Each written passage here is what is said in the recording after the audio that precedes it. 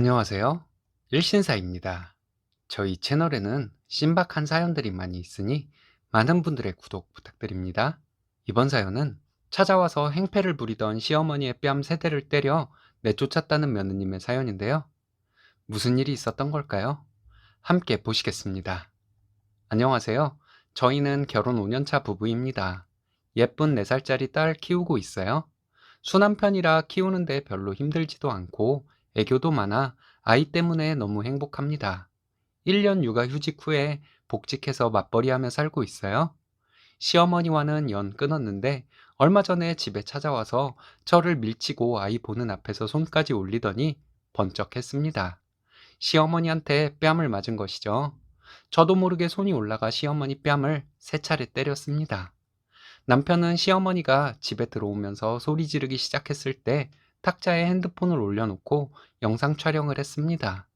남편은 시어머니가 저에게 다가오는 것을 말렸는데도 끝까지 저에게 다가와 제 뺨을 때리고 저한테 뺨을 맞고 하는 사단이 난 것이죠.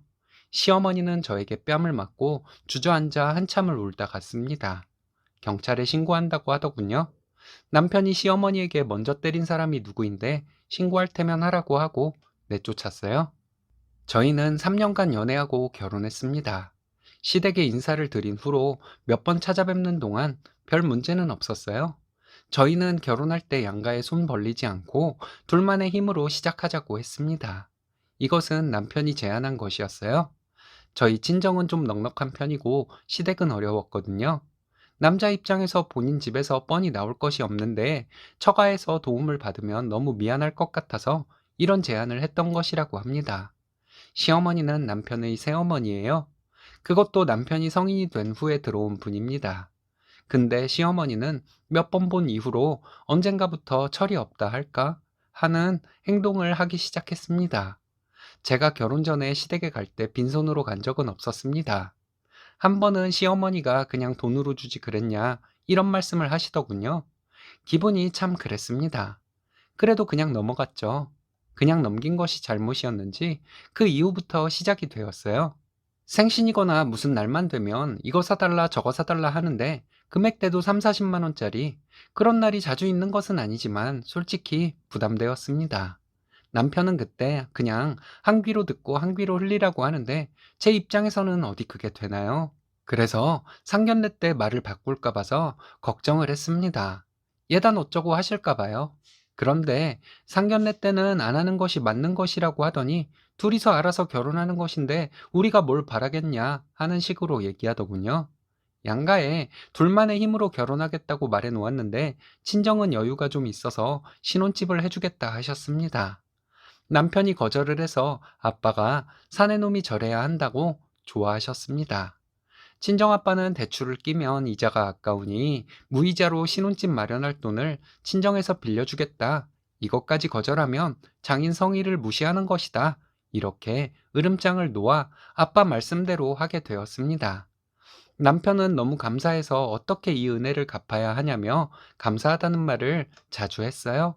결혼을 하고 신혼여행 갔다 오는 길에 시어머니는 본인과 시아버지 선물로 명품을 사달라고 하는 말을 하셨는데 그때부터 스트레스가 심해졌습니다. 남편이 돈 없다 말해도 계속 얘기를 하더라고요. 명품 브랜드도 구체적으로 말씀을 하시는데 시어머니가 이런 브랜드를 어떻게 알고 계시나 할 정도였습니다. 무슨 날에 시댁에 가보면 시어머니는 본인 자식들 보러 가야 한다면서 저희가 와 있는데도 나가시더군요. 이것은 나쁘지 않았습니다. 시어머니가 나가시면 제가 조금은 편했으니까요.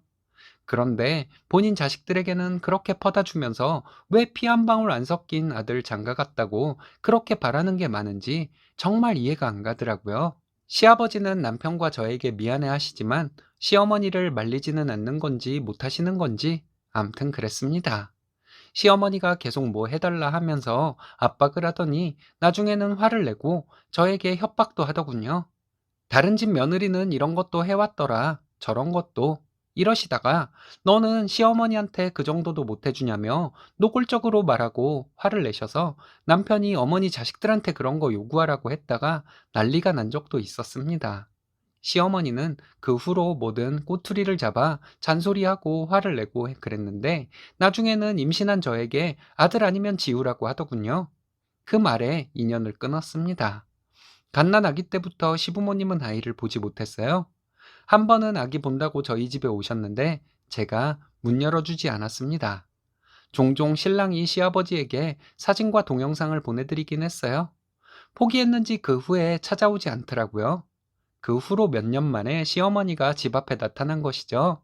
시어머니는 그동안 제가 시부모에게 할 도리도 전혀 안 하는 나쁜 며느년이고 손녀 뺏어간 나쁜 년이라고 하고 다니셨다네요. 퇴근해서 집 앞에 왔는데 시어머니가 기다리고 있더군요. 저를 보자마자 소리를 지르길래 동네 창피해서 들어가서 얘기하자니까 저를 때리더군요. 솔직한 심정으로 그때 저도 손을 올리고 싶었습니다. 꾹 참고 집으로 들어왔는데 아이 앞에서도 저에게 손을 올렸어요. 그날 다행히 남편이 쉬는 날이어서 집에 있었거든요. 어린이집에서 아이를 일찍 데리고 집에 와서 남편은 아이와 놀아주고 있었습니다. 집에 들어와서도 시어머니가 저를 때리려고 하고 남편은 말리고 있는데 아이가 울면서 엄마 때리지 말라고 했어요. 그랬더니 시어머니는 아이까지 밀치더군요. 남편이 시어머니에게 네가 뭔데 내 가족 건드리냐고 네 자식들 손주들한테나 바라라고 하면서 욕까지는 아니지만 막말을 했습니다. 시어머니는 아들과 며느리가 이렇게 못됐으니 버릇을 가르쳐야 한다면서 저에게 또 달려들길래 제가 시어머니 뺨을 때렸습니다. 저도 모르게 손이 나가더라고요. 있는 힘을 다해 세대를 때렸어요. 그때서야 시어머니는 발광을 멈추더군요. 그리고는 그 자리에 주저앉아서 동네가 떠나가라 울더라고요. 제가 뭐가 억울해서 우냐고 했습니다. 재혼해서 남편 덕에 편하게 살고 있으면서 당신 자식들은 챙겨주고 남편 자식에게는 받으려 하고 당신 같은 계모는 쫓겨나야 한다고 말해 주었어요. 우는 와중에 시어머니는 너희 가만두지 않을 것이라고 경찰에 신고할 것이라고 하는데 남편이 웃으면서 네가 한 짓이 저기 핸드폰에 다 찍혀 있는데 신고하려거든 해보라고 했습니다. 우리도 신고할 것이라고 하면서 신고도 하고 찍은 영상 시아버지와 일가 친척들에게도 다 보낼 것이라고 했어요. 그랬더니 울음을 그치고는 가더라고요. 가는 시어머니에게 그랬어요. 조만간에 시댁에 찾아갈 것이라고요. 찾아가서 오늘 있었던 일 시아버지께 다 말씀드리고 영상 보여드리고 어머니 내쫓아버리라고 말할 것이라고요. 그날 자기 전까지 정말 가슴이 진정이 안 되더라고요. 아이 앞에서 그런 모습을 보인 것도 많이 신경 쓰였고요. 남편은 이제 아버님과도 연락을 안 할 것이라고 합니다. 시어머니만 잘못하는 것으로 생각하고 살았는데 시어머니가 그러는 동안 아버님은 뭐 하고 계셨냐는 것이죠. 그 뒤로 시어머니가 가끔 보내던 문자도 오지 않네요. 저에게 아들 뺏어간 년, 손녀 뺏어간 년, 시부모를 우습게 하는 년, 이런 문자를 보내곤 했거든요. 시어머니는 저에게 집안에 여자 하나 잘못 들어오면 집안이 망한다는 말을 했었는데 그 잘못 들어온 여자가 본인이라는 사실은 평생 모를 것 같네요.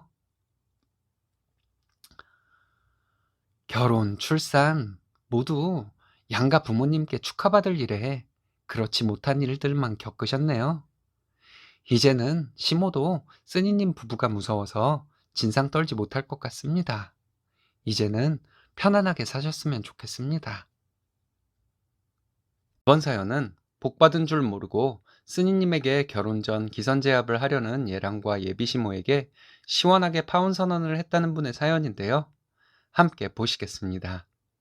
별 생각 없이 남친과 2년 교제하고 결혼 전제로 2년 더 교제해서 4년째 되어가고 있습니다. 성격도 잘 맞춰서 사귀었고 사소한 다툼도 별로 없었어요. 이번에 있었던 마찰에 만약 예비 시어머니가 끼어들지만 않았어도 이렇게 미련 없이 돌아서지는 못했을 것 같기도 합니다. 남녀가 헤어지는데 누가 잘하고 누가 잘못하고가 명확하지는 않겠지만 어디에라도 한번 하소연하고 싶어서 이렇게 글을 적어요.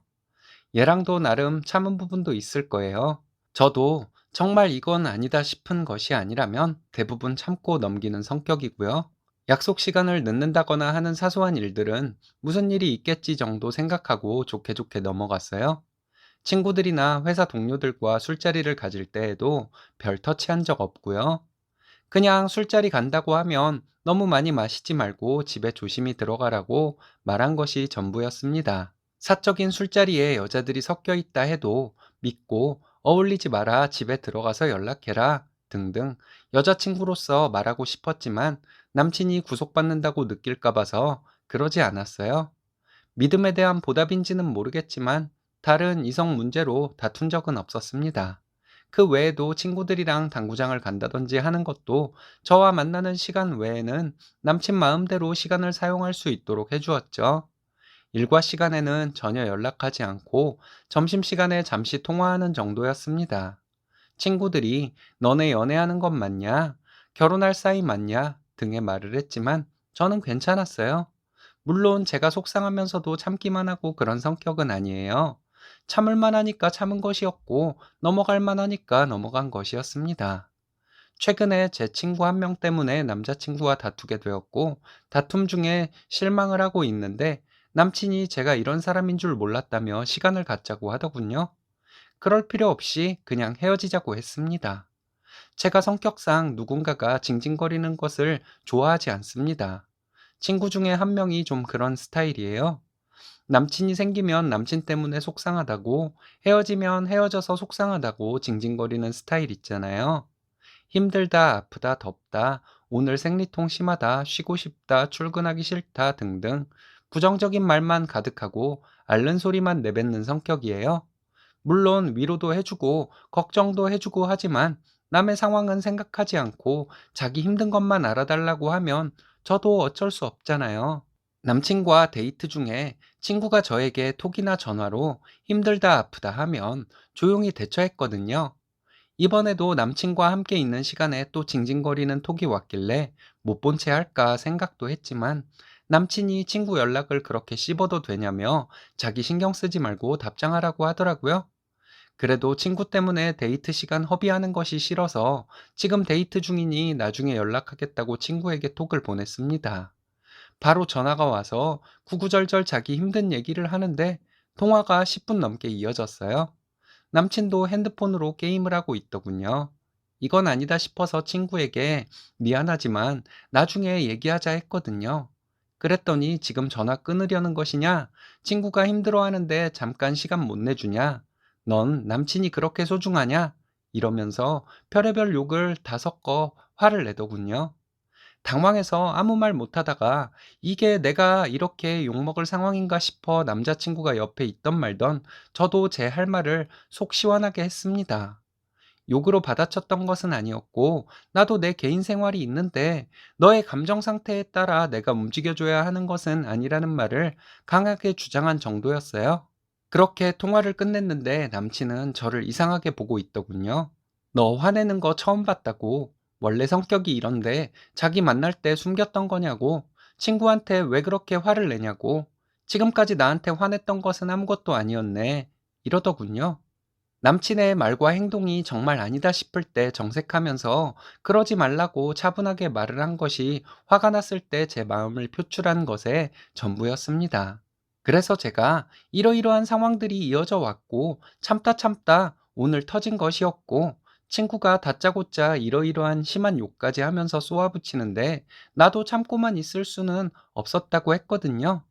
그랬더니 남친은 내가 너 성격을 모르냐? 사소한 것 그냥 넘길 줄 아는데 친구가 나쁜 말을 했다고 그렇게 화를 내면 친구가 뭐가 되냐?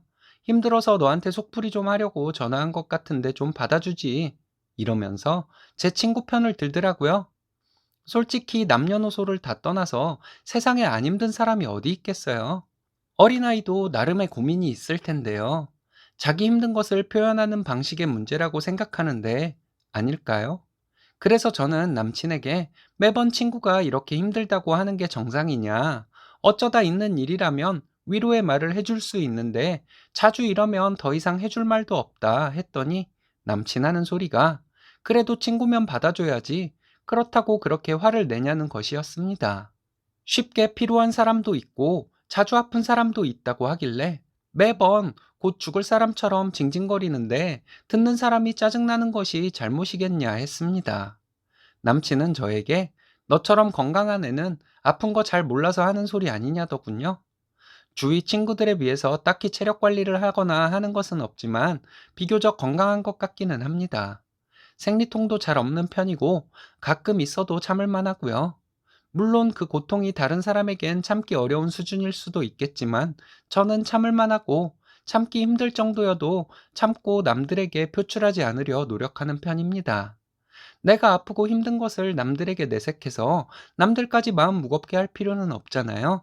회사에서 아픈 거 참고 일하다가 동료들이 제 아픈 것 같다 이러면서 걱정해주면 제가 오히려 미안해지는데, 때로는 정 못 견디겠으면 팀장님께 말씀드리고 조용히 병원 다녀오거나 합니다. 암튼 아프고 힘든 것을 꼭 내색해야만 하는 거냐? 사람마다 생각의 차이는 있겠지만 나는 그렇게 생각하지 않는다.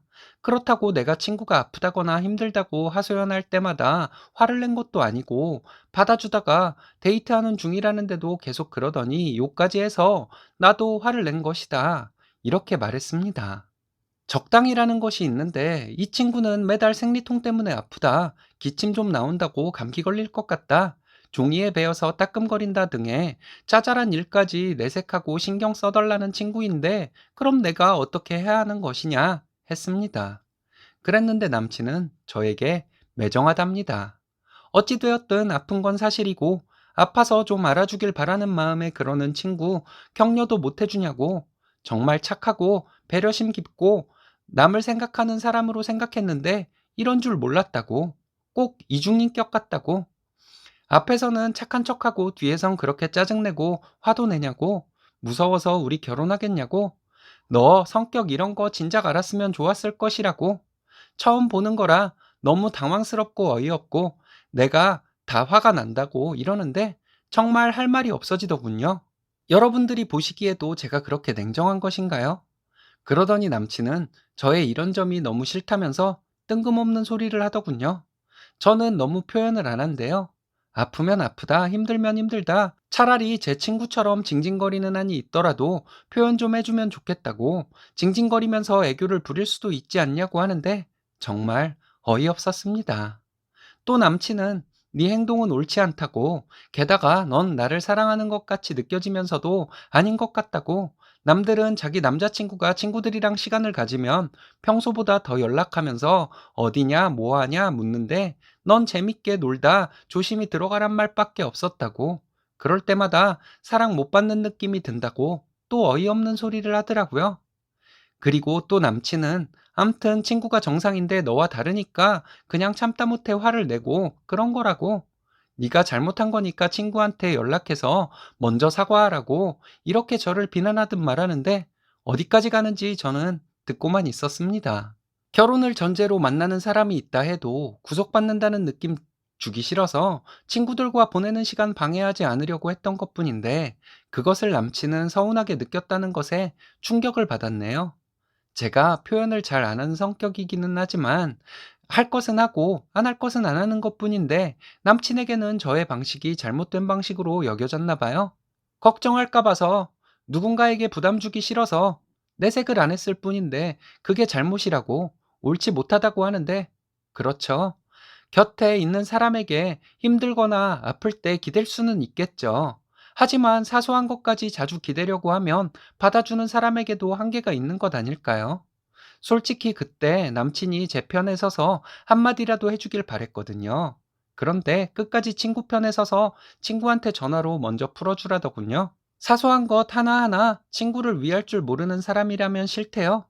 너의 그런 성격들 어떻게 보면 좋을 수도 있는데 막상 연애하고 결혼하려고 하다 보면 정말 안 좋은 거라고. 다 받아주고 배려해주고 착하고 그렇기만 한 여자 매력 없다고. 통화할 때 큰 소리를 내진 않았지만 그렇게 쏘아붙이듯 화를 내고 짜증을 내던 너의 모습이 충격이라면서, 그런 애인 줄 몰랐다고, 진짜 이중인격 같다고, 마음 가라앉히게 시간을 좀 갖자고 하더라고요. 저는 그렇게 길게 말하지는 않았어요. 시간 가질 필요 없고, 여기서 그만두자. 내 행동이 잘못되었다는 생각이 들고 화가 났다면 미안하다. 하지만 내가 너한테 그렇게 무심한 듯 했던 것은 사랑하지 않아서 그런 것은 아닌데 오해가 있었나 보다. 오해라 해도 풀릴 것 같은 느낌이 안 든다. 무서워서 결혼하겠냐고 했는데 나도 여자친구의 친구 편에 서서 친구 걱정을 그렇게 열심히 해주는 남자와는 무서워서 결혼 못하겠고 남친으로 두지도 못하겠다. 시간 가질 필요 없으니 여기서 끝내자. 하고 나왔네요. 전화를 안 받았더니 주말 내내 뭐 그런 걸로 결혼 없었던 일로 하자고 하고 헤어지자고까지 하냐. 그냥 생각할 시간을 좀 가지자고 한 것인데 그렇게까지 할 필요 있냐며 톡을 보내더군요. 대꾸하지 않고 있었는데 남친 어머니한테 전화가 왔습니다. 어머니 하시는 말씀이 네가 잘못을 했으면 사과를 할 일이지 그렇게 도망가면 끝이냐는 식으로 말씀하시는데 정말 다시 한번 어이없었습니다. 저는 잘못한 것이 없는데 잘못을 강요하고 어머니께 달려가 자기 입장에서 고자질하는 남자는 미래가 없는 사람이라 헤어지는 것이라고 말씀드렸어요. 뭐라 또 말씀하시려는데 어머니께서 전화 주셔서 더더욱 미련 없이 헤어질 수 있을 것 같다고 했습니다. 4년이 짧은 세월이 아니라 충분히 미련을 가질 수도 있었을 텐데 어머니 전화를 받으니 헤어지자고 말한 것이 잘했다는 생각마저 든다고 하고 다시는 전화하지 마시라 했습니다. 겉으로만 보기에는 남친이 내 편 안 들어줬다고 홧김에 헤어지자고 한 것이라 보여질 수도 있는데 저는 홧김에 한 얘기가 아니라고 생각합니다. 암튼 남친은 어떤 일이든 객관적인 평가라는 미명하에 언제나 제가 아닌 다른 사람의 편일 것 같은 생각이 들었어요. 남친 어머니가 남친에게 듣고 하는 말이 더더욱 확신을 주었고요. 그래서 파혼하길 잘했다는 생각이 들어 연애 기간이 아깝거나 미련이 남거나 하지도 않습니다. 제가 잘못한 것이 있다면 쓴소리 해주셔도 되고 잘한 것이 있다면 위로해 주시면 감사하겠습니다. 똑소리 나는 분이시네요. 머지않아 쓰니님처럼 똑소리 나는 남자분 만나실 거예요. 근데 어찌되었든 그 징징거리는 친구 덕분에 지옥문 앞에서 유턴하게 되었으니 그 친구분에게 밥이라도 한번 사야겠네요. 이번 사연은 혼전 임신이라고 가정교육 들먹이며 온갖 막말을 하던 시모와 신우를 참교육해 주었다는 분의 사연인데요. 함께 보시겠습니다. 안녕하세요. 일신사를 즐겨보는 결혼 8년차 아줌마예요. 아이 둘 있고 맞벌이 하는 아이 엄마입니다. 막장도 이런 막장이 없는 사이코패스 같은 시어머니와 신우에게 저도 사이코 같은 짓 하면서 살아요. 이 사람들이 진짜 사이코였으면 제가 이렇게 못했겠죠. 이기적이고 무식해서 아무 말이나 해도 된다고 생각하는 사람들 같습니다. 그것도 자기들한테 세게 나가는 사람들에게는 한없이 약하고 자기들한테 잘하는 사람에게는 막장도 이런 막장이 없는 사람들이에요. 제가 시어머니와 신우의 약점을 물고 늘어지며 막말과 막대먹은 행동을 하게 된 이야기를 한번 해볼게요. 저는 대학을 졸업하고 5년간 열심히 일했습니다. 목표로 했던 결혼 자금이 모아지고 좀 쉬고 싶은 마음이 들더라고요. 어린 마음에 그랬던 것 같습니다. 전문직까지는 아니어도 제가 가진 자격증으로 어렵지 않게 다시 취업을 할 수 있었기 때문에 미련 없이 퇴사를 할 수 있었어요. 퇴사를 하고 여행 다니며 즐겁게 지냈습니다. 그때 남편을 만나서 연애를 시작한 지 8개월 만에 임신을 하게 되었어요. 임신 사실을 알고 저는 너무 떨리고 눈물이 나는데 남편은 좋아하더라고요. 자기 집에 들어가서 지내자고 하는데 아이를 지우고 세상을 살아갈 자신이 없었습니다. 그래서 남편의 제안을 받아들였죠. 그렇게 남편과 살게 되면서 저희 집에 결혼 허락도 받고 결혼 준비도 했습니다. 3층 주택 건물에 1층은 아가씨가 살고 2층은 월세를 주어 다른 사람이 살고 있었어요. 그리고 3층은 시어머니가 재혼해서 새 시아버지와 살고 있었습니다. 2층에 살던 사람이 계약 기간이 얼마 안 남아서 나가게 되면 우리가 2층에서 살 예정이었어요. 그때까지 3층에서 시부모님과 살고 있었습니다. 제가 그 집에 들어간 지 얼마 안 되어서 남편과 심하게 다투고 그 집에서 나왔습니다. 언성을 높이며 결혼하지 말자고 다시는 안 볼 생각으로 나온 거였어요. 시어머니는 저에게 전화해서 니까짓 게 뭔데 우리 아들하고 결혼을 한 해 만에 하냐? 니 멋대로 나갔으니 다신 들어올 생각 말아라. 우리 아들 앞길을 막는 것도 참아줬는데 이제 와서 이러느냐? 애 가진 게 자랑이냐? 너같이 못 배워먹은 것들이 결혼도 하기 전에 애를 갖더라. 부끄러운 줄도 모르고 부모 욕먹일 짓을 한 것도 모르냐? 별의별 말을 다 들었네요. 남편이 저에게 찾아와서 잘못했다고 사과했고, 저는 그 사과를 받아들이고 싶지 않았지만, 뱃속의 아이 때문에 어쩔 수 없었습니다. 시어머니께는 제가 죄송하다고 잘못했다고 빌었어요. 남편과 싸웠어도 어른 있는 집에서 제가 집을 뛰쳐나간 것은 잘못이라고 생각했거든요. 뭔가에 홀린 듯 그때는 아이를 지키겠다는 생각뿐이었습니다. 그 다음 해에 결혼을 했고 1년간 2층에서 살다가 다른 곳으로 이사해서 살고 있습니다. 그 1년간 참 많은 일이 있었어요. 시어머니와 신우는 제가 결혼 전에 집을 나갔던 것을 지금까지 꺼냅니다. 요즘은 그 얘기 거의 안 하긴 해요. 제가 할 말이 더 많거든요. 결혼 준비 중에 시어머니 말씀이 남편은 집도 있고 땅도 있다고 했습니다. 너는 뭐 해올 거냐? 아기 태어나면 봐줄 테니 들어와서 살아라. 우리는 몇 년 뒤에 전원주택을 짓고 살 거라고 하셨습니다. 그래서 그 집에 들어가 신혼을 시작했고 혼수도 그 집에 넘칠 만큼 과하게 해갔어요. 예단도 1,000만 원 보내고 200 돌려받았습니다. 분가할 때 시어머니 이 집은 내 집이고 이 집 말고는 가지고 있는 돈이 없어서 도와줄 수가 없다고 하시더군요. 알고 보니 집 명의는 남편 명의였습니다. 약속이 다르지 않냐고 말했는데 나이 먹어서 그런가 기억이 나지를 않는다며 말을 돌리더라고요. 분가 후에 명절 때 돌아가신 아버님 차례상을 저 혼자 준비했습니다. 그때 시어머니는 새 시아버지와 함께 지인들과 놀러 간다고 오지도 않더라고요. 그리고는 주위 사람들에게는 차례 잘 지냈다고 거짓말을 하고 다녔어요.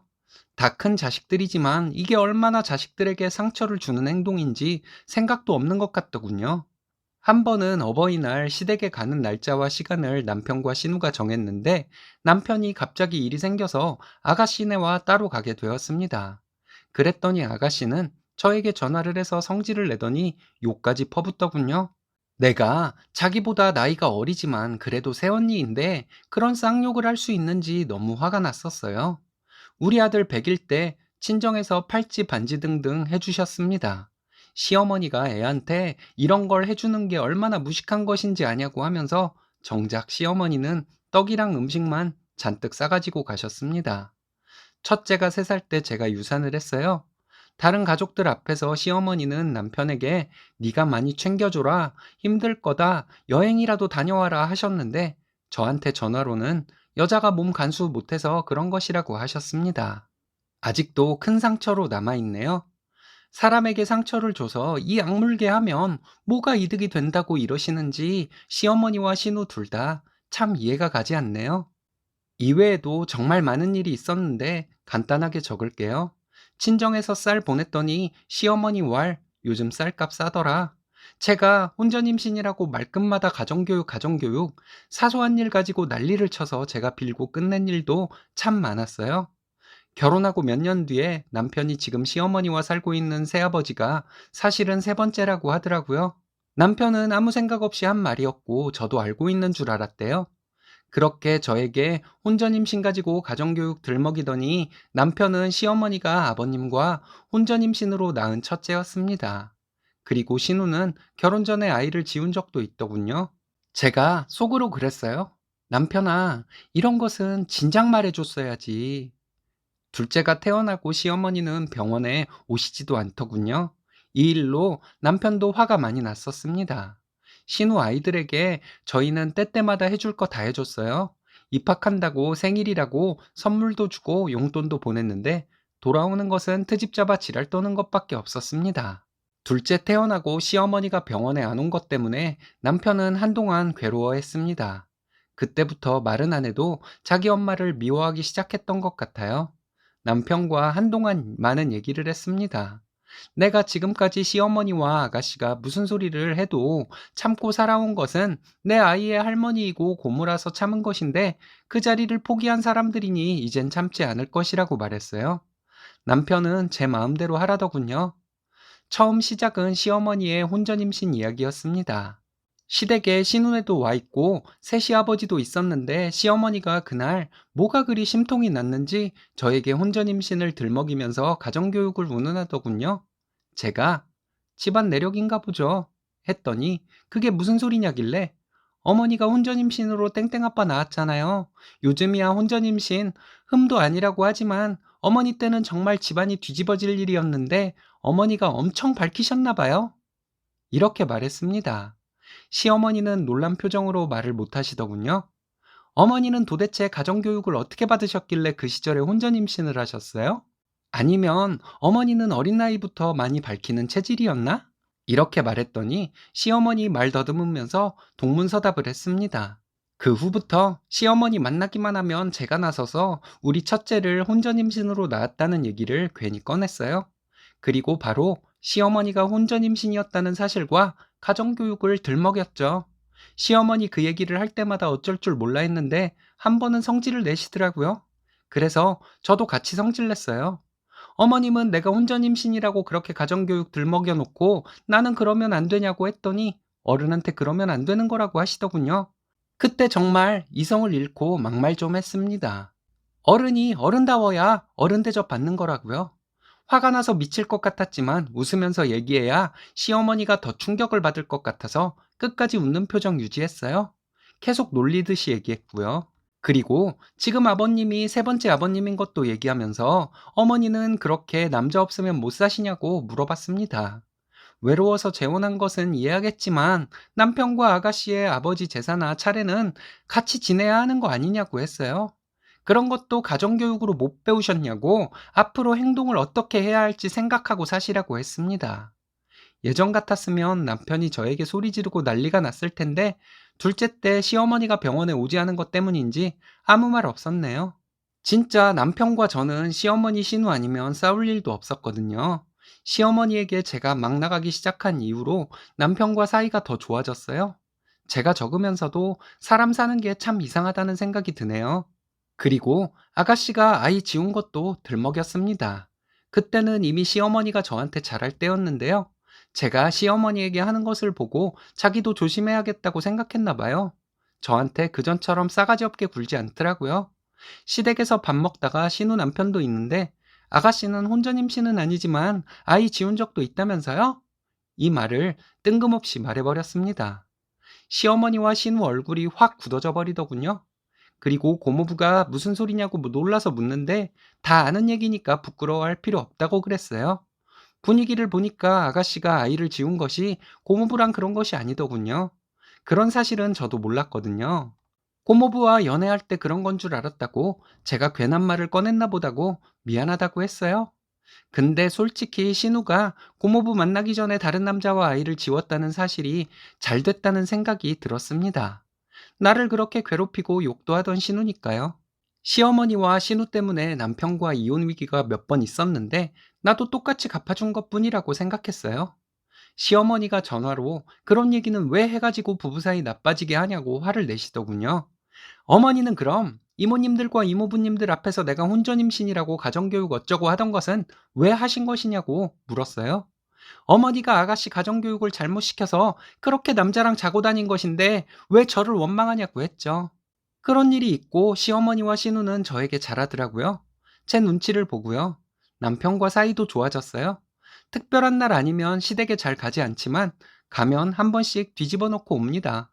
신우는 시댁에 저희가 갈 때 안 오더라고요.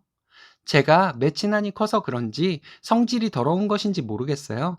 시어머니만 보면 지금도 당한 것이 생각나서 시어머니와 신우의 약점을 저도 모르게 들먹이게 됩니다. 이제 그만해야 한다고 생각은 하는데 잘 안 되네요. 사이코 같은 시모와 신우 때문에 고생 많이 하고 사셨네요. 애써 그만하려 하지 마시고 마음 풀리면 자연스럽게 그만하시면 될 것 같은데요. 이번 사연은 부모님 사업을 본인이 물려받겠다고 광분하던 남친과 시원하게 파혼을 했다는 분의 사연인데요. 함께 보시겠습니다. 안녕하세요. 남친에게 파혼하자고 얘기한 상태입니다. 남친은 이틀간 회사로 찾아와 무릎 꿇고 그랬는데 제 마음에는 변함이 없었습니다. 얘기를 해보니 남친도 전혀 달라진 것이 없고요. 제가 잘못 생각한 것이 있으면 여러분들께서 말씀해 주셨으면 합니다. 남친과 헤어지기는 하겠지만 제가 잘못 생각한 것이 있는지 궁금해요. 남친과 저는 서울에 살고 있고 고향도 서울입니다. 저는 20대 후반이고 급여는 세후 월 350이고 준중형차 소유하고 있습니다. 18평짜리 오피스텔 전세에 살고 있고요. 제가 현재 말씀드린 것들 부모님께 한 푼도 지원받지 않고 제가 어릴 때부터 번 돈으로 이룬 것들이에요. 제 나이에 경제적으로 이 정도 이루고 사는 것에 대해 솔직히 말해서 어느 정도 자부심도 있습니다. 제가 출근을 일찍 하는 것도 있고 집 정리에 대한 기준이 엄마와 많이 달라서 일찍 독립을 했습니다.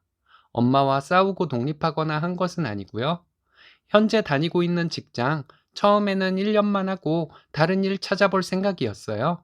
하지만 이곳에서 일하다 보니 점점 더 흥미가 생기고 더 배우고 싶었습니다. 모든 일이 마찬가지겠지만 제가 하는 일이 배움의 끝이 없어요. 늘 새로운 것이 나오고 트렌드는 바뀌고 그래서 배우는 자세로 일을 하고 있습니다.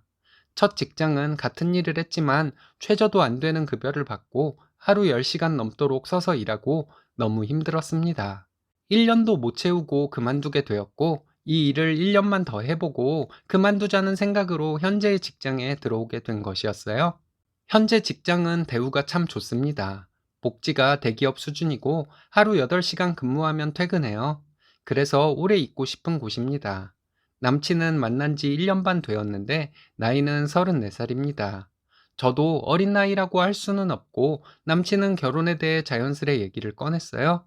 양가에 한 번씩 인사를 드렸고 이것저것 궁금해 하시는 것을 대답해 드렸습니다. 양가에서 모두 분위기 나쁘지 않았고요. 남친과 사귀면서 큰 소리 한 번 낸 적 없고 둘이 성격적으로 잘 맞는다고 생각했어요. 남친은 대기업에 다니고 있습니다. 연봉은 세후 5천 가까이 되고 수입 중형차 한 대를 가지고 있어요. 20평대 아파트 대출 끼고 사서 소유하고 있고요. 저희 아빠는 건축회사 운영하시고 엄마는 주부이십니다. 언니는 외국계 회사 다니고 있고요. 남친의 아버지는 중소기업 부대표이시고 어머니는 가정주부, 형들은 술집 운영하는 분과 회사원 이렇게 있습니다. 이런 상황에서 저는 누구 집이 더 잘 살고 남친과 저를 비교해서 누가 잘났고 하는 생각 한 번도 한 적 없었어요. 그냥 무난한 집에서 자란 남녀가 만나 결혼에 대한 얘기가 오가고 있다고 생각했죠. 한쪽이 기우는 결혼이 아니니 별탈 없는 결혼 생활을 할 수 있을 것 같았습니다. 그런데 이것은 저 혼자만의 생각이었나 봐요. 남친은 결혼을 재촉하던 이유가 다른 곳에 있었습니다. 위에 적은 바와 같이 저희 부모님에게는 아들이 없어요. 아들, 딸을 떠나서 언니와 저는 아빠의 사업에 대해 전혀 모르는 분야입니다. 언니나 제가 아빠의 사업을 물려받아 말아먹을 바에는 전문 경영인에게 맡기자는 분위기였고 아빠도 그런 생각을 가지고 계셨습니다. 부모님은 도시에서 벗어나 시골에서 사시고 싶어 하셨고 친가가 있던 마을에 이미 집을 지어 놓은 상황이에요. 앞으로 경제 활동을 전혀 하지 않으셔도 부모님은 노후는 걱정 안 해도 되는 상황이고요. 이런 집안 분위기를 남친에게 굳이 말할 필요가 없다 생각해서 말을 안 하고 있었습니다. 얼마 전에 남친과 데이트 중에 이 얘기를 하게 되었고 부모님은 곧 전원 생활을 하게 될 것이라고 얘기했더니 그럼 회사는? 하고 묻더군요. 전문 경영인에게 맡길 예정이라고 말했더니 갑자기 입에 개거품을 물고 달려들더라고요. 생판 남을 뭘 믿고 회사를 맡기냐부터 시작해서 왜 자식이 있는데 남한테 넘기냐, 그렇게 하는 것이 아니다 라고 열변을 토하더라고요. 제가 저희 가족들의 생각을 설명해도 듣지는 않고 자기 할 말만 하다가 저에게 이렇게 생각 짧은 여자였냐고 저보고 야망도 없고 성공하고 싶은 생각도 없다고 하면서 파운 어쩌고 하더군요. 제가 좋아하는 사람 앞에서 좋아하는 티를 엄청 내고 한눈을 못 파는 스타일이에요. 사귀는 남자가 있으면 그 남자만 보이는? 현재 결혼을 진행하는 상황에서 결혼 없던 것으로 하자고 하면 제가 자기 생각에 맞춰줄 거라 생각했나 봐요. 본인 생각을 얘기하면서 소리까지 버럭버럭 지르는데 그런 모습 처음 보기도 했고 당황스러웠습니다. 그럼 아빠가 하던 일을 누가 하냐고 언니나 나나 아빠 밑에서 일을 배운 적도 없고 관심도 없는데 했더니 자기 전공이 경영 아니냐고 하는데 그 얘기를 듣는 순간 제 앞에서 남친이 처음으로 소리를 지른 이유가 자기 회사라고 생각했던 아빠의 회사가 남의 손에 넘어가서 이런 생각이 들었어요. 연봉도 높은 대기업에 다니면서 왜 그런 생각을 하냐고 물었더니 남자는 야망을 가져야 한다며 평생 월급쟁이로는 희망이 없다고 사업을 해야 한다고 말했습니다. 그럼 본인의 분야를 살려서 사업을 하라고 말했더니 저희 아버지 회사가 규모가 큰 편이라 자기가 경영을 맡아서 하면 되지 않냐고 말하는데 그럴 일은 없을 것이라고 딱 잘라 말했습니다. 처음 본 모습에 당황스럽기도 하고 그동안 남친이 이런 생각으로 나를 만나면서 아닌 척을 하고 있었는지 실망스러운 마음도 있었어요. 남친에게 "이런 모습 낯설다. 그동안 나한테 말 안 하고 혼자 그런 상상하고 있었냐?" 했더니 남친도 당황해서 앞뒤 안 맞는 헛소리를 하더군요. 그동안 내가 알던 남친과 너무 다르다고 얘기하고 생각 좀 해보자고 한 다음에 집에 왔어요. 저는 정말로 남친에게 뭐 바란 적 없어요. 결혼하면 남친 아파트 내 거구나. 결혼하면 남친 차는 내 거구나. 이런 생각을 제가 한 것이랑 남친이 아빠 사업에 대해 얘기한 것이랑 뭐가 다른지 모르겠더라고요. 얘랑 결혼하면 얘네 아빠 회사는 내 거가 되겠구나. 남친이 이런 생각을 가지고 있었다는 생각이 들었습니다. 제 생각이 짧아서 이런 생각을 한 것인지는 모르겠지만요. 저는 남친과 저 둘 다 적게 벌지 않고 차이가 나는 것도 없으니 무난하게 결혼을 하게 될 줄 알았는데 그날 남친과의 대화로 아닌 것 같다는 생각이 들었습니다. 상견례를 하기 전에 접는 것이 좋을 것이라고 생각했고요. 그래서 남친에게 헤어지자 통보했는데 남친은 연달아 이틀 동안 직장으로 찾아와서 무릎을 꿇고 있더라고요. 사람들 보는 눈도 있고 해서 이틀째 되는 날 얘기하자고 조용한 카페로 가서 얘기를 했습니다. 너무 황당한 게 무릎 꿇은 것은 꿇은 것이고 남친 생각에는 변함이 없더군요. 왜 아빠의 사업체를 남에게 맡기는지 이해를 못하고 자기를 못 믿는 것이냐며 서운하게 생각하고 저는 남친이 이렇게 논리정연하게 말을 잘하는 사람인 줄 그날 처음 알았어요. 아빠가 고생해서 이룬 사업이고 부모님이 결정한 것인데다가 딸들도 동의한 일은 사위라 해도 뭐라 할 수 없는 것이라고 생각하는데 아닌가요? 이런 제 생각을 남친에게 말했어요. 그리고 남친이 본인 야망을 얘기하면 나와 내 가족이 아, 그럼 네가 사업을 물려받으면 되겠다. 이래야 하는 것이냐고 물었어요. 뭐라고 얘기하는데 다시 논리도 없는 두서없는 헛소리더라고요. 만약 오빠가 본인이 경영 전공자이고 아빠 밑에 들어가서 일을 해온 사람이면 모를까 파운운운하며 나를 협박하는 것에서 저는 이미 마음이 떠났다고 말했습니다. 그리고 야망 어쩌고 하는데 야망을 그렇게 드러내면 누가 그 야망을 채워주기라도 하냐고 물었어요. 남의 것에 욕심 부리지 말고 그 야망 알아서 채우라고 말했고요. 나를 만나는 동안 아빠의 사업체가 욕심이 나서 이렇게 무릎 꿇고서라도 저를 잡으려 하는 것이 뻔하다고 말했습니다. 오빠처럼 논리정연하게 말하려면 하루 이틀 생각해서는 안 된다고 그전부터 생각해온 것들이 있어서 그런 것이니 더 이상 나를 실망시키지 말라고 말했습니다. 안 그래도 정 떨어지는데 이젠 무섭기까지 하다고 우리 아빠 겉으로는 좋아 보이지만 오빠 속마음쯤은 다 들여다보고 있을 것이라고 말했습니다. 사귀던 사람 중에 우리 집 사업에 욕심을 내는 사람은 처음이라고 정말 어이없다고 말했습니다. 지금도 이런데 나중에 결혼하면 아주 대놓고 거지 같은 짓을 할 모양새이니 더 이상 같은 곳에 있는 것조차도 너무 소름 끼치게 싫다고 말하고 나왔어요. 저희 부모님이 원하셔서 남친과 결혼하면 남친에게 사업을 물려주겠다고 한 것이라면 무난하게 잘 흘러갔겠죠. 그런데 남친이 경영학을 전공하기는 했지만 지금 마케팅 부서에서 일하고 있는 회사원인데 뜬금없이 아빠의 사업을 물려받는다고요? 제가 남친의 말을 너무 부정적으로 생각하고 있는 것인지 너무 예민하게 구는 것인지 조언을 듣고 싶습니다. 단순하게 그냥 헤어져라 이런 말씀 마시고 구체적으로 말씀해 주셨으면 해요. 남친 전화를 안 받으니 계속 톡으로 다시 생각해 달라고 하는데 저는 이미 마음은 굳혔어요. 하지만 제가 잘못된 생각으로 남친에게 심한 말을 한 것이 있다면 사과는 하고 정리할 생각입니다. 착하시네요. 잘못한 것 없는 것 같은데요. 예비 처가에 대놓고 한 푼 줍쇼 하는 거지 새끼 잘 버리신 것 같습니다. 여러분들의 생각은 어떤가요?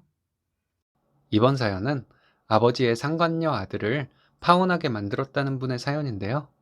함께 보시겠습니다. 안녕하세요. 저는 30대 중반 미혼 여자입니다. 저는 가족이 없습니다. 친척도 없는 것과 다름없어요. 유일한 가족이었던 저희 엄마는 20여 년 전에 돌아가셨어요. 어디서부터 이야기를 시작해야 할지 모르겠습니다. 두서없는 글이 되더라도 양해 부탁드려요. 저는 오빠가 한 명 있습니다. 오빠와 나이는 동갑이에요. 나이가 동갑인 오빠 이상하죠? 배달은 오빠입니다. 아빠라고 부르고 싶지 않은 사람이지만 편의상 아빠라고 칭할게요. 저와 오빠는 2달 차이로 태어났습니다. 저희 아빠는 비슷한 시기에 2명의 여자를 임신시켰던 거예요. 저희 엄마는 아빠와 결혼식도 했고 말하자면 본처였습니다. 오빠의 생모는 말하자면 상간녀인 셈이죠. 조부모님은 아들만 귀하게 여기는 분들이었습니다. 오빠와 제가 태어나고 저희 조부모님은 아들을 낳은 오빠의 생모 편을 들었다고 합니다. 그래서 저희 엄마는 이혼을 당하고 저와 둘이 살게 되었어요. 짧은 결혼 생활 동안 저희 엄마는 조실부모한 고아나 다름없는 사람이라 많이 무시당하고 사셨다고 합니다. 저희 엄마가 본처라 해도 딸을 낳았다는 이유로 많은 구박을 받았다고 합니다. 그리고 상간녀인 오빠의 생모, 그 여자는 저희 엄마의 자리를 차지하고 살았습니다. 저희 엄마는 이혼하고 생활고로 힘들게 살다가 저를 두고 스스로 생을 마감하셨어요. 저는 어쩔 수 없이 아빠에게 가서 살았습니다. 먹는 것도 제대로 못 먹고 고등학교 졸업하고 일하기 시작했는데 제 월급은 집에 모두 주어야 했습니다. 독립을 하고 싶었지만 아빠와 사는 그 여자는 독립도 하지 못하게 했어요. 성인이 되어 일을 하기 시작하고 4년간 그런 착취당하는 생활을 하다가 겨우 독립을 해서 지금까지 혼자 살고 있습니다. 독립을 한 후에도 저에게 협박을 해서 돈 붙이게 만들었네요. 저는 치를 떨며 연락 모두 끊고 살았습니다. 5년 전에 아빠가 돌아가셨는데 그 전에 그 여자는 아빠의 재산을 모두 자기와 자기 자식들 명의로 돌려놓아서 저는 아무것도 상속받지 못했어요. 상속에 대한 욕심도 없었지만요. 오빠가 결혼을 한다는 소식을 들었습니다. 4살 어린 직업도 좋고 외모도 좋은 여자분과 결혼을 한다는 소리를 듣고 너무 화가 났습니다. 내가 집에서 살 때 본인 엄마가 나를 그렇게 괴롭혀도 그 모습을 보며 비웃던 사람이 그런 참한 여자와 결혼한다는 소식에 저는 너무 괴로웠어요. 어린 시절의 악몽 같은 경험들이 생각나서 더 힘들었습니다. 그리고 그 여자는 그런 시어머니, 그런 남편을 두게 된 것이 너무 가여워 보였습니다. 이제 나와는 상관없는 사람들이라 생각하고 그냥 지나치려 했지만 내 어린 시절을 악몽으로 만들어준 사람들에게 안갚음을 하고 싶은 마음도 들었습니다. 하지만 더 중요한 것은 한 여자가 내막을 모르고 오빠와 결혼을 한다는 것이 가엽게 여겨지는 것이었습니다. 오빠가 결혼한다는 것은 SNS를 통해 알게 되었어요.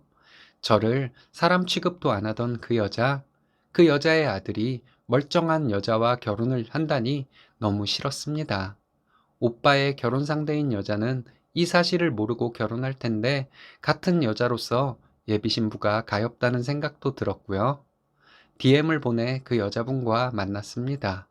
오빠에 대해 알려줄 것이 있다고 했더니 처음에는 저를 의심하더군요. 오빠의 전 여친이 거짓말을 한다고 생각했다 합니다. 그 여자분을 만나서 제가 살아온 것들을 얘기해 주었어요. 믿을 수 없다며 저에게 증거가 있냐고 묻더군요. 가족관계 증명서 등의 증거를 보여주었습니다. 제 이야기를 듣고 놀란 표정으로 있는 여자분에게 제가 말했어요. 연좌제 같은 것은 없는 것이 맞지만 결혼 상대의 집안이 어떤 집안인지는 알고 결혼하셔야 할 것 같다고요. 그 여자분은 오히려 저를 위로해 주었습니다. 저희 엄마가 어떤 마음으로 가셨는지 같은 여자로서 본인도 마음이 많이 아프다고 했어요. 어린 나이에 엄마 없이 그 핍박을 어떻게 견디며 살았냐고 말하며 저를 위해 울어주더군요. 또 본인의 예비 시어머니가 그런 사람이라고는 상상도 하지 못했다고 합니다. 제가 구박을 받는 모습을 재밌다는 듯이 바라보고 있는 못된 인성을 가진 사람과 결혼할 뻔했다고 알려줘서 고맙다고 하더군요. 만약 이 일만 아니었다면 예비 신랑이 부모 잘못 둔 죄 말고는 없다고 생각했을 텐데 이 사람의 본성을 알았으니 자기도 생각을 깊이 해봐야겠다고 하며 헤어졌습니다. 며칠 뒤에 여자분에게 전화가 와서 만났습니다. 만나서 하는 말이 파혼했다고 하더군요. 오빠가 파혼하자는 이유를 묻길래 저를 만났다는 얘기를 했더니 처음에는 당황하는 듯 했다가 저를 거짓말쟁이로 몰아갔다고 합니다. 자기 엄마가 걷어서 키워줬는데 배신을 했다고 치를 떨더랍니다. 그래서 여자분이 오빠에게 말했대요. 아무리 나쁜 환경에서 자랐더라도 모두 쓰레기 같은 인간이 되는 것은 아니라고요. 근데 자기 누이를 막대하는 엄마를 말리지 않은 것은 뭘 모를 때라고 이해할 수는 있겠지만 지금도 그런 말을 하는 것은 이해할 수가 없다고요. 만약 지금 누이를 가여워하고 있다면 몰라도 불쌍한 누이를 거짓말쟁이로 몰아가는 사람과는 결혼할 수 없을 것 같다고 했다네요. 그리고 그 여자분은 저에게 고맙다고 말했습니다. 저 아니었다면 남친의 가면에 속아 본 모습을 보지 못했을 것이라고요. 그리고 다음 날 그 여자가 제 전화번호를 어떻게 알았는지 전화가 왔습니다. 네가 거짓말을 해서 아들이 파혼당했다고 별의별 욕을 다 하더군요. 갈 곳 없는 걸 데려다 먹여주고 입혀주었는데 배은망덕을 했다나요? 그래서 제가 말했습니다. 당신은 첨년 주제에 아들 낳은 것 하나로 지금껏 그렇게 누리고 산 것이 저는 너무 분하다고 했습니다. 죄는 당신이 지은 것이고 사생아인 오빠가 그 죄를 받는 것은 어쩌면 당연한 것이라고 했어요. 오빠에게 또 결혼하게 된다면 어디에 자랑질하지 못하도록 단속하라 했습니다. 다음번에도 저는 똑같이 해줄 것이라고요. 우리 엄마를 사지로 내몬 첩년이 시어머니가 되고 그 첩년의 자식을 남편으로 둘 여자의 인생이 너무 불쌍해서라도 보고만 있지는 않을 것이라고 했어요. 너는 어디 좋은 곳에 시집 가나 보자고 소리를 지르더군요. 누구 인생에 악담이나 하는 꼴을 보니 천박한 첩년한테 어울리는 행동이라고 말했습니다. 그랬더니 그 여자는 고래고래 소리를 지르다가 전화를 끊더군요. 엄마와 행복했던 기억도 있습니다. 항상 웃는 표정이셨고 그 표정 뒤에 숨겨진 엄마의 고생을 저는 전혀 알 수 없을 정도로 어렸어요. 여리고 순박한 저희 엄마는 본인이 처한 상황을 견디지 못하고 하늘나라로 가셨지만요. 저는 남자를 사귀는 것도 너무 겁이 나서 제대로 된 연애도 해보지 못하고 살아왔습니다. 아빠와 오빠를 보며 남자에 대한 안 좋은 감정만 생겼던 것 같아요. 상담도 받고 치료도 받아보려고 합니다. 결혼을 위해서가 아니라 남자에 대한 선입견을 가지고 있는 제 마음의 병을 치유하기 위해서요. 잘하셨습니다. 한 여자의 인생을 구하셨네요. 고생하고 살아오신 쓰니님에게 이제는 좋은 일만 있을 것이라 믿습니다. 이번 사연은 진상 시어머니가 시아버지 돌아가시니 의지하려고 들어 단호하게 내쫓았다는 사연인데요. 깊은 고민도 들어있는 사연이네요. 함께 보시겠습니다. 결혼 15년 차 며느리입니다.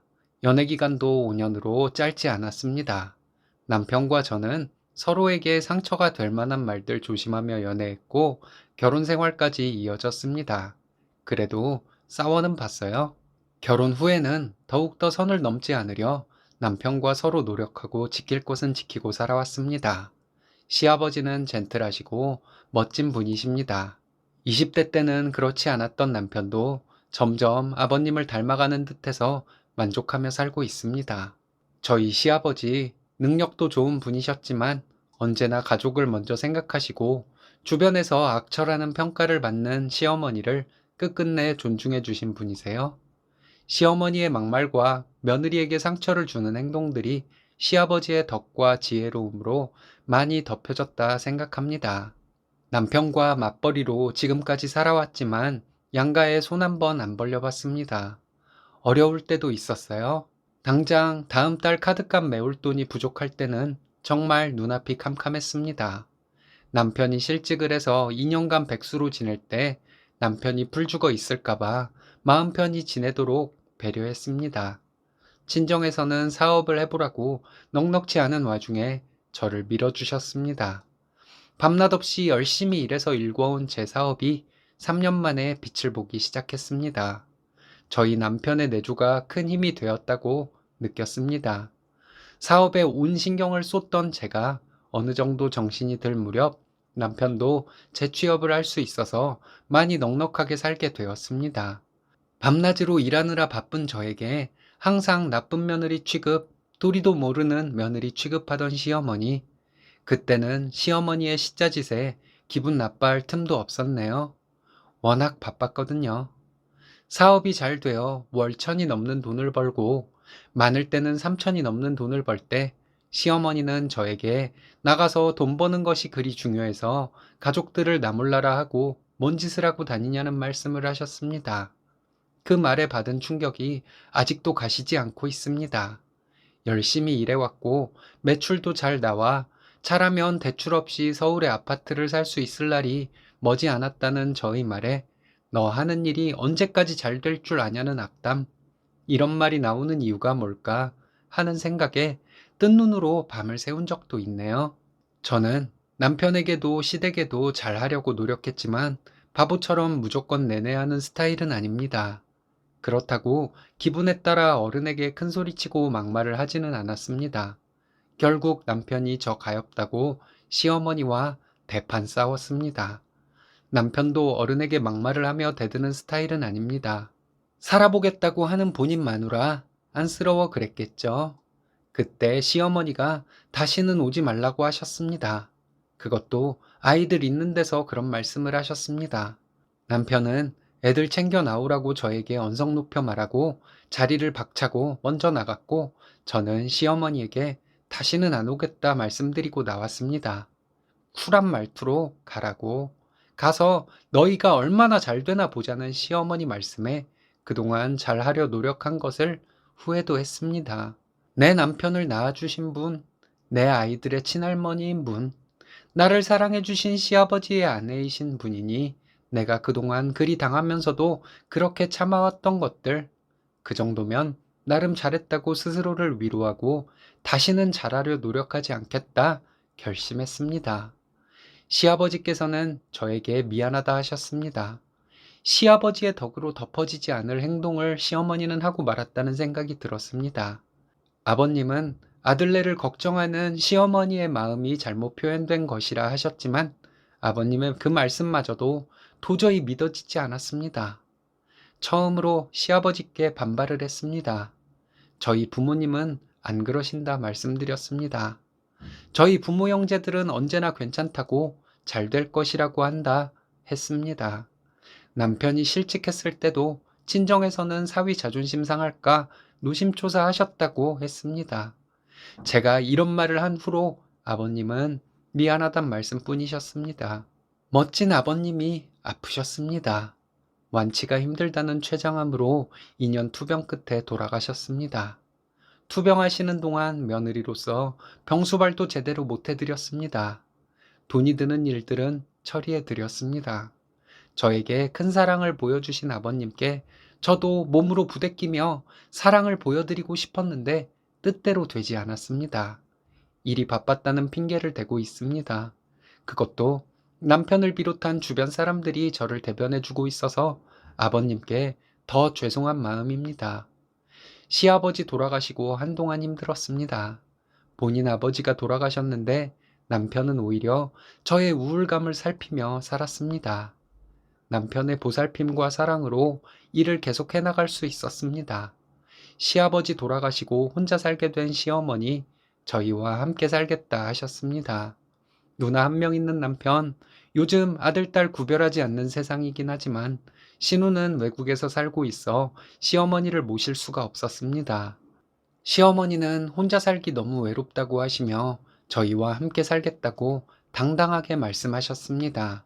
남편은 시어머니의 말씀을 단호하게 거절했고 엄마가 집안일을 할 수 없을 정도로 기력이 떨어지면 요양보호사를 붙여줄 것이라 말했다고 합니다. 남편의 행동을 뒤에서 제가 조종하고 있다는 것이라는 시어머니의 말씀을 들었지만 웃음만 날 뿐 시어머니의 그런 막말은 이제 저에게 상처를 주지 못했습니다.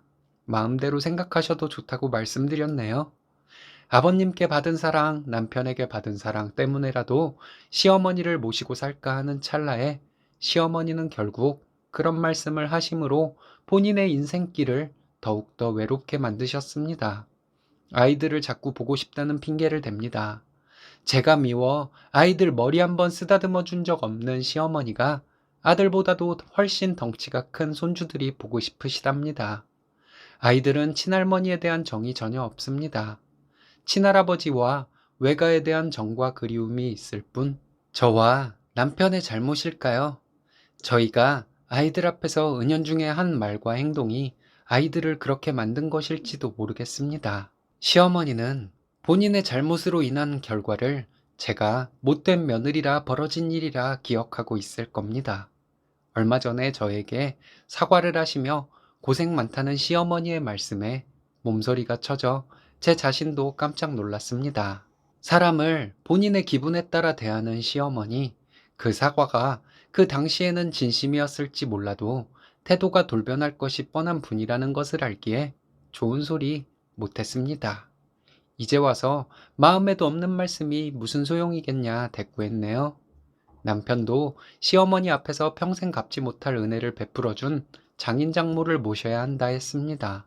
그런 이후에나 어머니를 모신다면 모를까 그전에는 어렵다고 하는 남편의 말에 시어머니는 세상을 잃은 듯한 표정이었습니다. 시어머니는 전화로 저에게 남편을 그렇게 조종을 했느냐 물었습니다. 못된 어머님이 아무리 조종하려 들었어도 아버님이 조종당한 적 있느냐고 되물었습니다.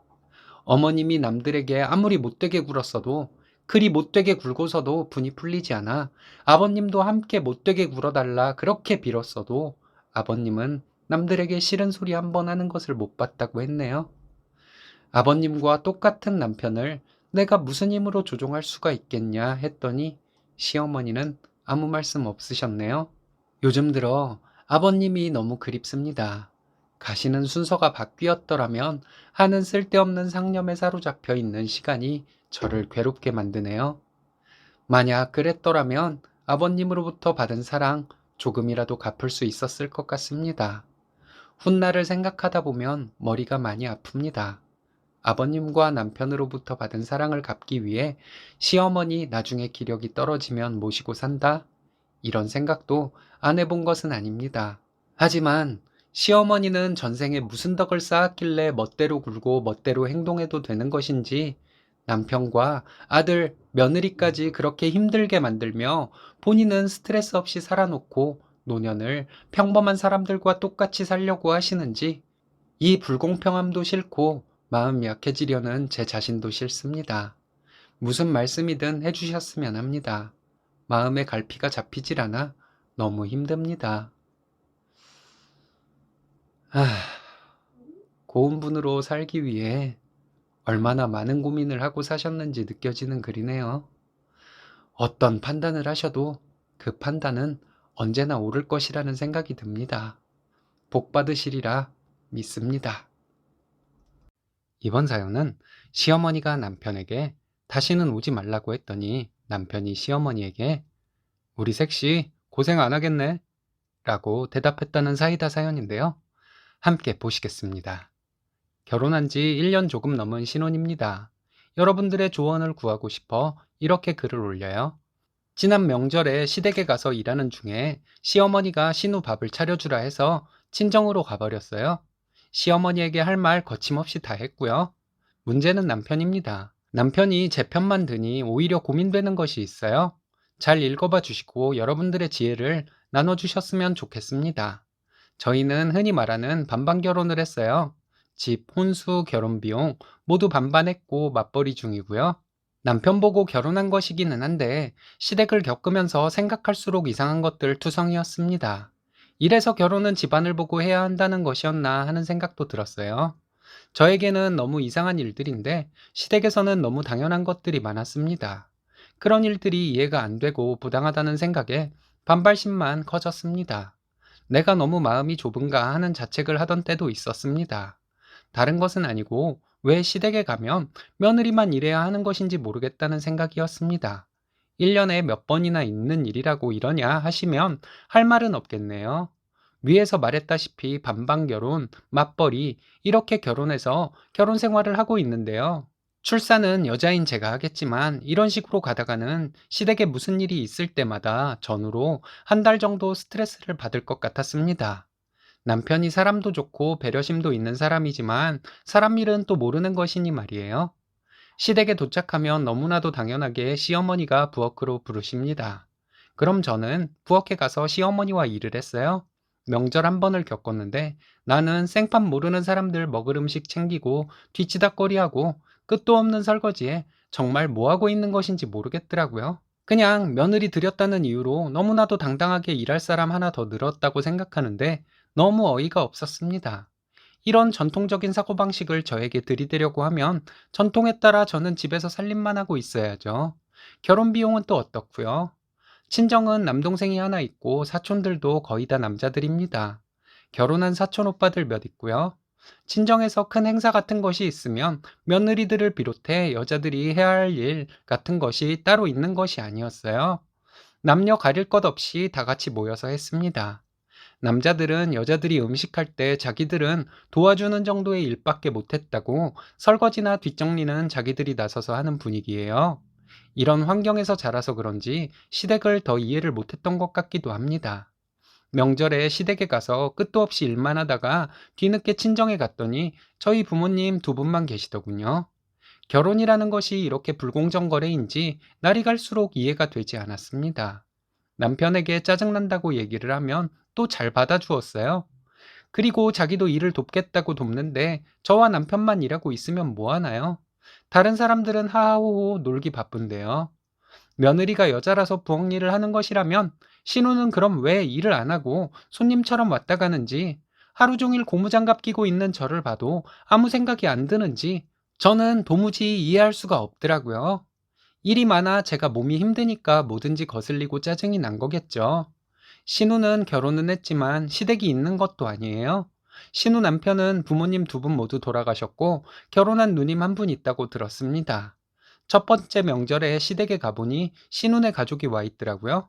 신우는 시댁이 없으니 명절에 친정에 와 있나 보다 했습니다. 저 혼자 다리 허리를 비롯해 온몸이 지치도록 일을 하는데 신우는 부엌에 얼씬도 하지 않고 친척들과 웃고 떠들며 놀고 있었어요. 여자라서 제가 시댁에서 그렇게 일을 하는 것이라면 신우는 왜 놀고만 있는지 화가 나더라고요. 신우에게 설거지 같이 좀 하자고 말을 해봤습니다. 시어머니는 일하는 애 이런 때라도 좀 쉬게 두라고 하시는데 너무 말이 안 되잖아요. 저도 맞벌이 하는 중인데요. 그리고 시어머니 하시는 말씀이 오랜만에 친척들 만나서 좀 놀게 두라는 것이었습니다. 그럼 저는요? 저는 새로 들어온 식구니까 오히려 제가 친척들과 시간을 보내야 하는 것 아닌가요? 이렇게 앞뒤 안 맞는 소리를 하시는 걸 보면 시어머니는 며느리인 제가 일을 다 했으면 하는 생각이었던 것 같습니다. 며느리는 그냥 노예라는 인식? 작은 어머니가 좀 도와주시기는 했지만 제가 심사가 뒤틀려 있으니 고맙다는 생각도 안 들었어요. 작은 어머니가 도와주시는 것도 잠시뿐이었고요. 저도 생각은 해봤어요. 제가 나중에 시어머니가 되었을 때 며느리가 명절에 전화 한 통하고 어머니, 우리 명절 연휴 동안 여행 다녀올게요. 이러면 그래, 잘 다녀와. 할 수 있을지 말이에요. 그런 시어머니가 될 수 있을지는 저도 의문이었습니다. 근데 저희 시어머니와는 상황이 다르잖아요. 며느리는 일하고 며느리의 희생 위해서 시댁 식구들은 놀고 먹으며 즐기면 된다는 생각. 그 희생하는 며느리는 바로 저고요. 저 시어머니에게 학비 한 번 받아본 적 없어요. 시어머니는 남편을 키웠지 저를 키운 것은 아니잖아요. 두 번째 명절에는 명절 한 달 전부터 스트레스를 받았습니다. 시어머니는 저에게 2주 전부터 전화해서 언제 올 것이냐고 물으셨어요. 명절 이틀 전부터 와서 일을 하라고 하시니 너무 짜증이 났습니다. 시어머니께 명절 이틀 전에는 퇴근하고 가면 너무 늦어서 갈 수 없을 것 같으니 차라리 명절 전날 새벽에 출발해서 일찍 가겠다고 했는데 시어머니는 인심을 쓰듯이 그러라 하시더군요. 시댁에 도착하니 아침 9시도 안 됐는데 신우는 전날 와서 자고 있더군요. 제가 도착하니 시어머니는 음식을 할 준비를 하자 하셨습니다. 남편도 같이 하겠다고 나서서 셋이서 음식을 시작했어요. 시어머니는 남편을 자꾸 내보내려 하셨지만 남편은 계속 같이 일을 했습니다. 제가 모든 일에 예민해 있었나 봐요. 남편에게 너는 운전하고 오느라 피곤하지 않냐면서 가서 좀 자라고 하시는 시어머니 말씀이 무지 거슬렸습니다. 저희는 새벽에 출발을 하느라 아침을 못 먹어서 이른 점심을 먹었어요. 저희가 점심을 먹을 때 신우 남편도 일어나서 아버님과 다 함께 밥을 먹었습니다. 11시 반쯤 점심을 먹고 다시 일을 시작했습니다. 점심 식사 후에는 저와 남편 둘이서만 일을 했고, 시어머니는 쉬고 계시면서 중간중간 지시만 하시고 다시 나가셨습니다. 한참 일을 하고 있는데 신우는 오후 1시가 다 돼서 일어나더군요. 전을 몇 개 집어먹더니 신우는 배가 고프다며 밥 있냐고 묻더라고요. 밥은 있다고 했어요. 알아서 차려 먹겠거니 생각했는데 신우가 거실로 나가고 잠시 후에 시어머니가 오시더니 신우 밥을 차려주라고 하셨습니다. 너무 어이가 없어서 시어머니를 멀뚱멀뚱 바라만 보고 있었죠. 남편이 제가 짜증난 것을 눈치를 챘는지 알아서 차려 먹으면 되지 신우 밥을 차려까지 주어야 하냐고 했습니다. 만약 여기서 상황 종료가 되었다면 저도 이성을 잃지는 않았을 거예요. 시어머니는 지금 자고 일어나서 잠도 덜 깬 애가 어떻게 밥을 차려 먹냐고 하시고는 저에게 잠깐 밥 차리고 다시 일을 하라고 하셨습니다. 더 이상 못 참겠더라고요. 앞치마 벗어버리고 남편 보고 가자고 했습니다. 시어머니는 놀란 눈으로 어디 가냐고 하길래 친정 간다고 했어요. 시어머니는 지금 뭐 하는 짓이냐며 소리를 지르는데 다시 한번 말씀드리겠다고 친정에 간다고 했습니다. 명절 내내 낯선 사람들 뒤치다꺼리나 하는 것도 싫은데 내가 일하다가 신우 밥까지 따로 차려야 하냐고 저 더 이상 못하겠다고 말하고 남편에게 가자고 했습니다. 시어머니는 지금 가면 다시는 못 온다 하시길래 그럼 다시는 안 오겠다고 했어요. 친정에 가서 우리 엄마 음식하는 거 도울 테니 어머님도 신우와 명절 잘 치르시라 하고 나와버렸습니다. 차에서 남편에게 내가 잘못한 것 있냐고 물었어요. 만약 거기서 제가 잘못했다고 하면 정말 이혼도 불사할 생각이었습니다. 남편은 제가 잘못한 것 없다고 말해 주었습니다. 어머님이 다시는 오지 말라고 하시는데 진심으로 사과를 하시기 전에는 시댁에 안 갈 것이라고 했더니 마음대로 하라고 하더라고요. 자기도 제가 하루 종일 일하고 다른 인간들은 처먹기나 하는 것이 너무 싫었다고 하면서 처가에 가서 같이 일도 하고 재밌게 보내다 오자고 하는데 남편이 그렇게 나오니 눈물이 나서 한참 울었네요. 저희 엄마에게 혼날 각오로 친정에 갔습니다. 저희를 보고 놀란 표정인 엄마에게 있는 그대로 말했는데 좀 혼나고 나서 재밌게 시간 보내다 왔어요. 남편에게 시어머니가 전화를 했었다 합니다. 시어머니가 남편에게 그런다고 진짜로 가냐고 하시더니 다시는 오지도 말고 연락도 하지 말라고 저에게 전해주라 했대요. 남편은 시어머니에게 우리 셋이 고생할 일 없겠네? 이랬다고 합니다. 남편이 제 편이라 좋기도 하지만 마음이 불편하기도 합니다. 남편이 제 편만 들어주고 친정에도 잘하니 제가 좀 참을 걸 그랬나 하는 생각도 들고요. 여러분들 생각은 어떠신가요? 남편이 무조건 제 편을 들어주니 마음이 풀리는 것 같습니다. 시댁에 무슨 일이 있을 때 상황 봐서 그냥 모른 척 갈까요? 아니면 확실히 시어머니가 잘못을 인정할 때까지 가지 말아야 할까요? 여러분들의 조언을 구하고 싶습니다. 착한 남편과 착한 아내네요. 시어머니가 어떤 분이냐가 중요한 것 같습니다. 여러분들의 생각은 어떠신가요?